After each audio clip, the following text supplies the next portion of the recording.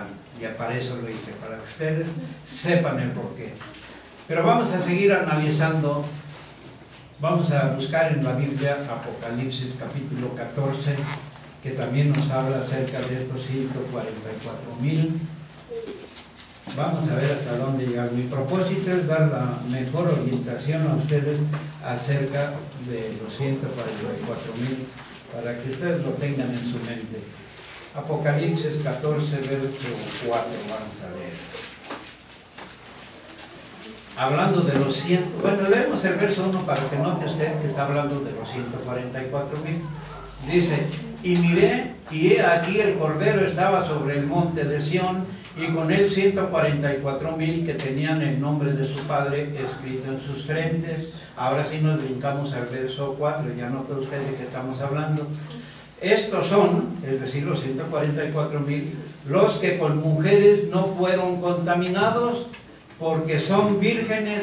Estos, los que siguen al Cordero por donde quiera que fuere, estos fueron comprados de entre los hombres por primicias para Dios y para el Cordero.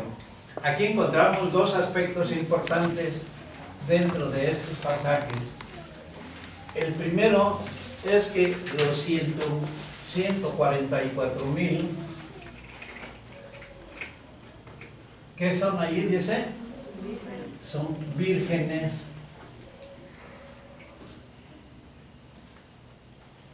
Y esto tenemos que hacer notar. No se, dije que aquí hay mucho simbolismo. Cuando habla de virgen o de virginidad, no se refiere al aspecto literal, es decir, sexual del ser humano. Esta virginidad se refiere al aspecto espiritual, porque en primer lugar tenemos que razonar el aspecto del matrimonio, donde hay esta situación de virginidad. En el matrimonio pues, se pierde este aspecto. Eso hace que el hombre se contamine o haga algo malo delante de Dios, el tener la relación sexual con su esposa. No, al contrario, santifica al hombre. Parece que anoté un texto, déjenme ver si lo encontramos.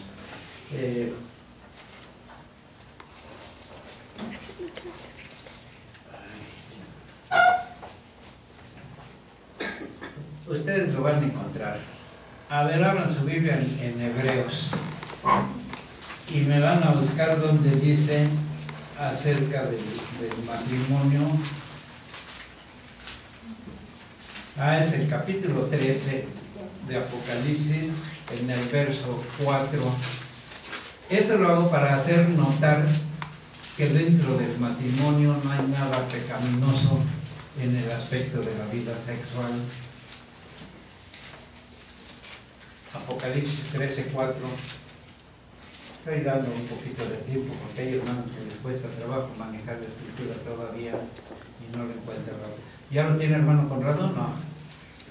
Bueno, entonces lo voy a leer, mi hermano, no se preocupe. Dice: honroso es en todos el matrimonio y el lecho sin mancilla, más a los fornicarios y a los adúlteros juzgará Dios. Note usted que en el aspecto del matrimonio dice que es honroso el lecho sin mancilla. No hay nada pecaminoso cuando se hace dentro de lo lícito que es el matrimonio. Así que no puede estar hablando, esta virginidad no está hablando de ese aspecto. Nada más que es Hebreos, hermano. Es Hebreos, sí, ¿qué dije? Ay, disculpen, hermano, con razón veo que los hermanos le ojean y no dan. Disculpen, hermano, sí, es Hebreos 13, verso 4. Corríjanme inmediatamente, hermano, discúlpenme. Sí, es Hebreos 13, 4, por los que están anotando para que corrijan la. Entonces ya lo leímos, ¿verdad? Honroso es en todos el matrimonio y el hecho sin mancilla. Entonces dijimos que lo que se refiere es en otro sentido. Mujeres, cuando la Biblia habla de mujeres, esto ya ustedes lo saben, ¿a qué se refiere? Mujeres simboliza iglesia o doctrina. Vamos a poner de iglesia o doctrina. Eso es lo que quiere decir, mujeres. Si ustedes leen Jeremías 6:12, ahí van a encontrar a mujer hermosa y delicada comparé a la hija de Sión, dice, ¿verdad? Para hacer notar que una mujer pues está siendo parte de una iglesia, más bien simboliza a una iglesia. En Apocalipsis 17 va a encontrar acerca de la mención de una mujer ramera, dice allí, es decir, una doctrina falsa o una iglesia falsa.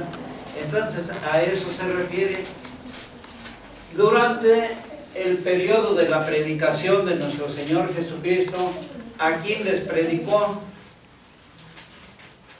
A su pueblo. A su pueblo, al pueblo judío. En ese tiempo ya existía alguna falsa iglesia, alguna falsa doctrina. Lo único que existía era el pueblo de Israel, el pueblo judío, y a él le vino a predicar el Señor. Entonces, cuando dice que los 144,000 fueron vírgenes, es porque no fueron contaminados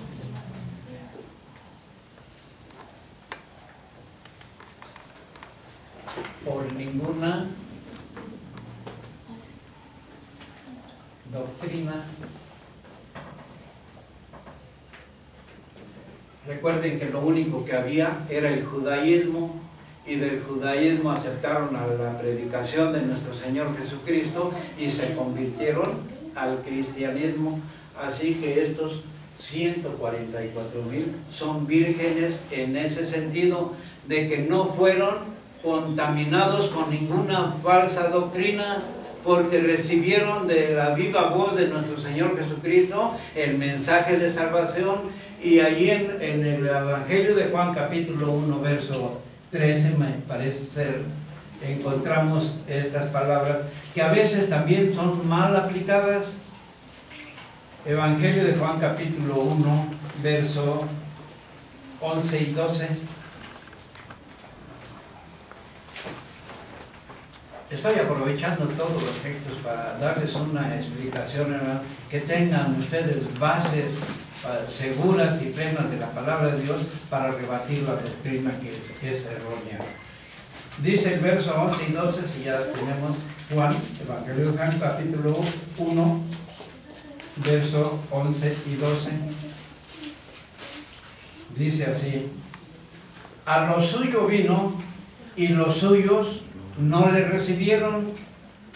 Cuando habla de los suyos, ¿quiénes eran los suyos? El pueblo de Israel. Entonces el pueblo de Israel dice que no le recibió, pero sí hubo alguien que le recibió, y nos lo hace notar en el verso 12. Dice: mas a todos los que le recibieron dióles potestad de ser hechos hijos de Dios, a los que creen en su nombre. ¿Y quiénes fueron los que le aceptaron o los que le recibieron?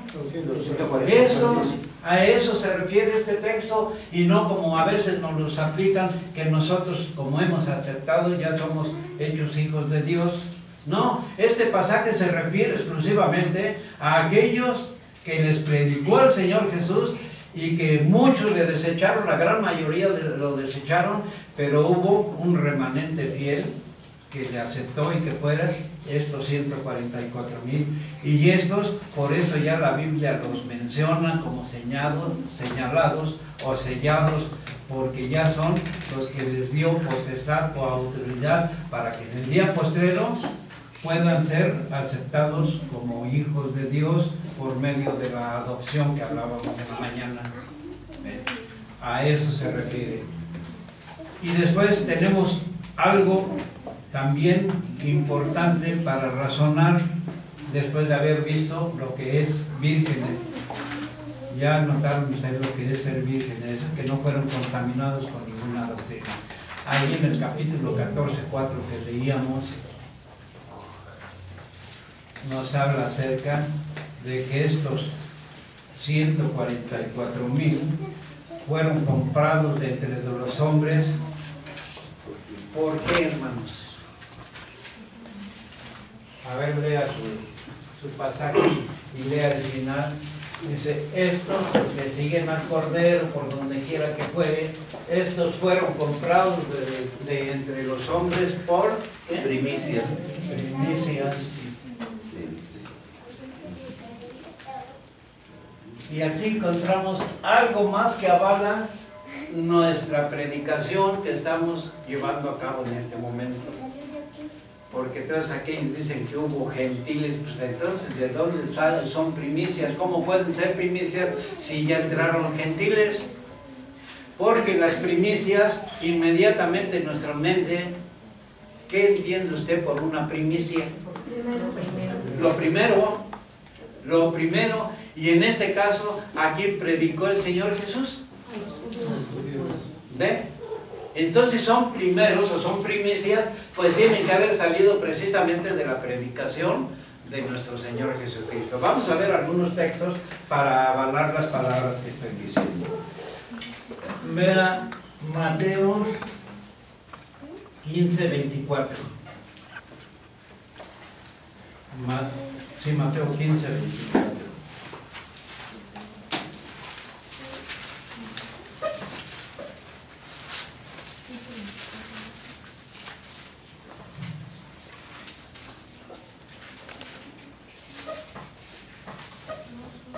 Dice este texto, parece que ya lo tenemos todos, dice, y él respondiendo dijo, no soy enviado sino a las ovejas perdidas, ¿de dónde? De la casa de Israel, ¿verdad? El texto no nos deja lugar a dudas, está hablando el Señor Jesús con aquella mujer que quería que sanase a su hija. No, mujeres, que yo soy enviado, pero a la casa de Israel, para eso soy enviado, los gentiles tienen que esperar. Ustedes saben la historia de esta mujer, como después le fue concedido la petición, pero lo importante que estamos haciendo notar es que el Señor Jesús vino a predicar a su pueblo, a las ovejas perdidas del pueblo de Israel. Vea usted Mateo 10, versos 5 y 6, la encomienda que el Señor Jesús le hace a sus discípulos para que vayan a predicar el mensaje de salvación. Mateo capítulo 10, versos 5 y 6.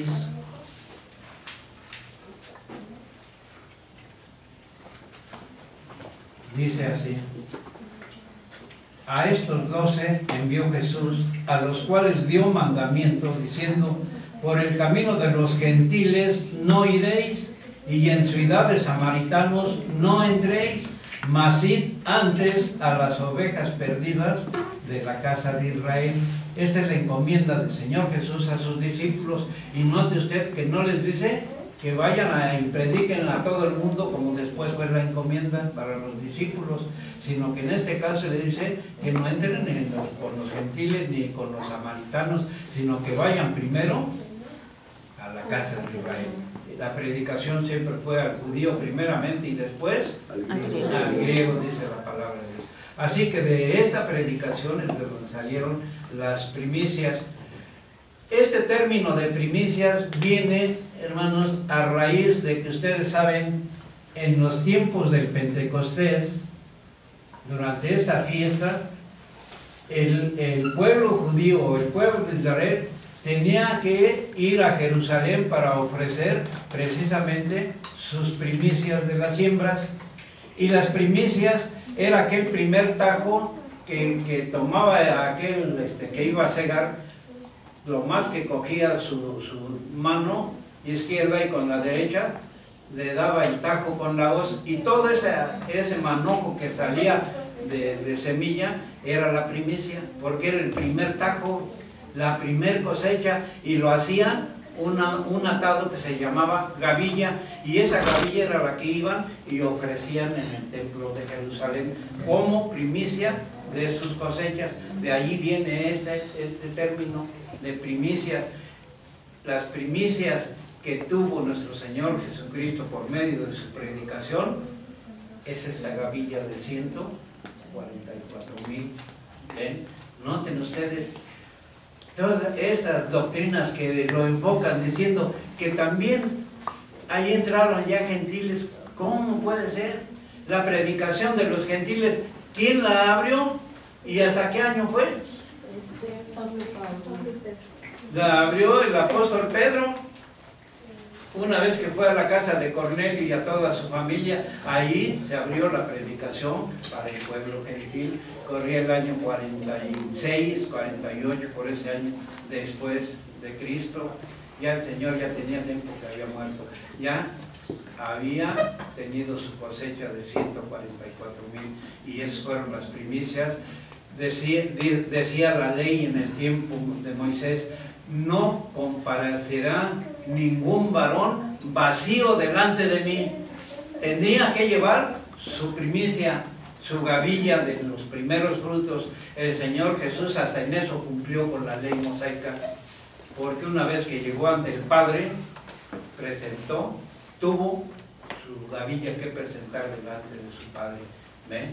No pareció delante de Dios vacío. Él ya llevaba la cosecha de su siembra. Nótese, todos estos aspectos no se hacen notar dentro de los aspectos de la predicación de las demás sectas religiosas. Nosotros tenemos este fundamento firme. Todavía hay algo más, hermanos, no sé si me puedo alcanzar, tengo 5 minutos. Vamos, porque quiero dar unos avisos también. Vamos a ver Apocalipsis 14:1, donde nos habla en donde vio Juan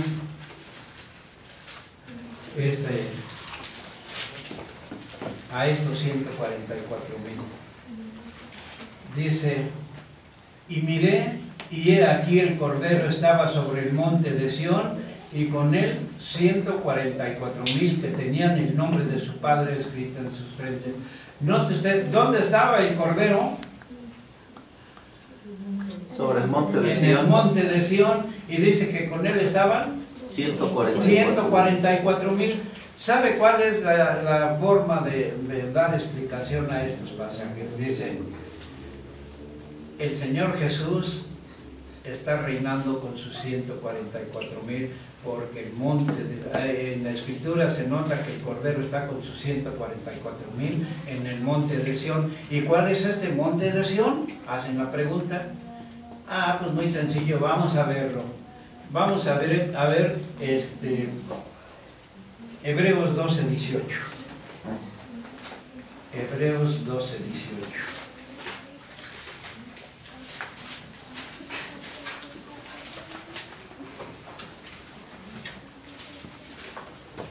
Y de ahí nos vamos a brincar al verso 22 y 23. Voy a leer el verso 18 primeramente. Dice así: porque no os habéis llegado al monte que se podía tocar, y al fuego encendido, y al turbión, y a la oscuridad, y a la tempestad. Verso 22. Mas os habéis llegado al monte de Sión, y a la ciudad del Dios vivo, Jerusalén la celestial, y a la compañía de muchos millares de ángeles, y a la congregación de los primogénitos que están alistados en los cielos, y a Dios el juez de todos, y a los espíritus de los justos hechos perfectos. Y aquí le dan la explicación. Ese monte de Sión está en el cielo, donde está la Jerusalén celestial. A ese monte es a donde llegaron esos 144,000, a ese monte celestial que está en los cielos. Allá está reinando con sus santos esos 144,000. Ahí está el Señor reinando en ese monte de Sión. Eso quiere decir este texto, hermano. Está acomodado, porque no se entiende. Le ponen este primer pasaje como para hacerlo razonar. No hemos llegado al monte de Sión que se podía tocar, y a la nube y a la tempestad, es decir, a ese monte terrenal donde dio los 10 mandamientos nuestro Dios. No llegamos a ese monte, más bien no llegaron a ese monte. Al monte que llegaron es al monte que está en los cielos, donde está la Jerusalén celestial. Y de esa manera los que no tienen conocimiento de las escrituras dicen, pues está re clarito, sí es cierto, ¿verdad? No hay ni vuelta de boca. Pero esto no es así, hermanos. Miren, hay algo que no toman en consideración y que nosotros, la iglesia de Dios, lo tenemos. ¿Qué significa monte? Reino. Reino. Así que los 144,000 están en donde, si habla que están en el monte de Sión con el Cordero, ¿en dónde están? Si el monte significa reino, están en el reino milenial, donde habrá de reinar el Señor Jesús. ¿En dónde? En Sion. Mire, abra su Biblia en Miqueas capítulo 4, verso 2, para razonar. Miqueas 4, y vamos a leer 1 y 2.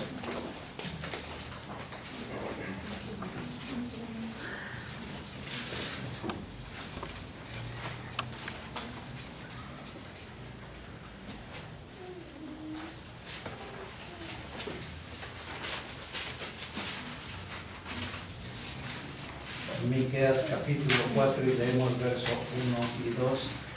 Algunos hermanos les cuesta trabajo porque son libros que casi usamos muy poco. Son los libros. Adelante, hermano. Y acontecerá en los postreros tiempos que en el monte de la casa de Jehová será constituido por cabecera de montes y más alto que los collados, y correrán a él pueblos. Y vendrán muchas gentes y dirán, venid y subamos al monte de Jehová y a la casa de Dios de Jacob, y enseñarános en sus caminos, y andaremos por sus veredas, porque de Sión saldrá la ley, y de Jerusalén la palabra de Jehová. Amén. Amén. Note usted, en primer lugar, si el monte de Sión que habla ahí fuera en el cielo, como se dice, ¿por qué dice allí que las gentes subirán al monte de Sión? O que de Sión saldrá. ¿Podrían las gentes ir al cielo? ¿Ven? Nada más es de razonar la palabra de Dios. Allí habla, porque de Sión saldrá, ¿qué cosa?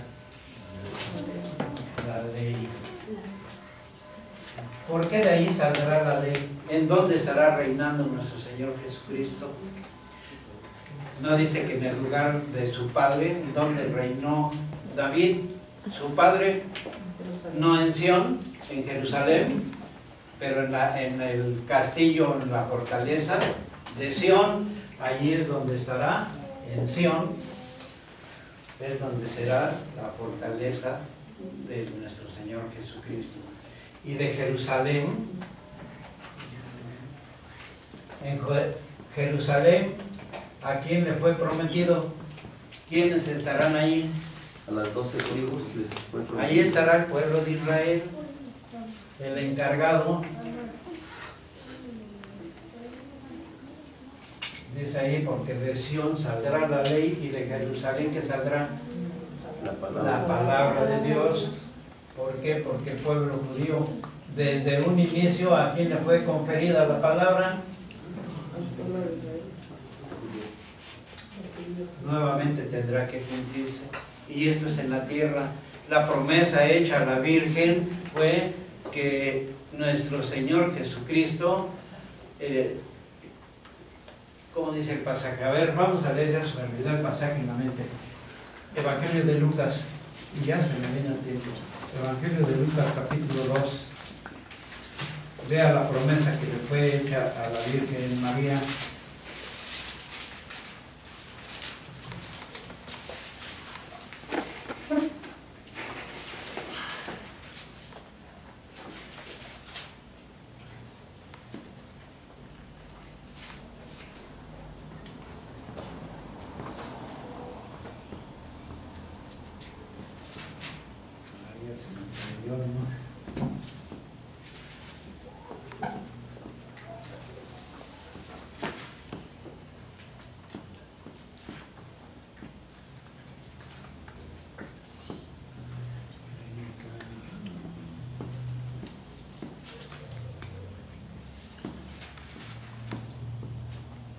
Ay, es que estoy en el capítulo 2, bueno, es capítulo 1, con razón no le conozco.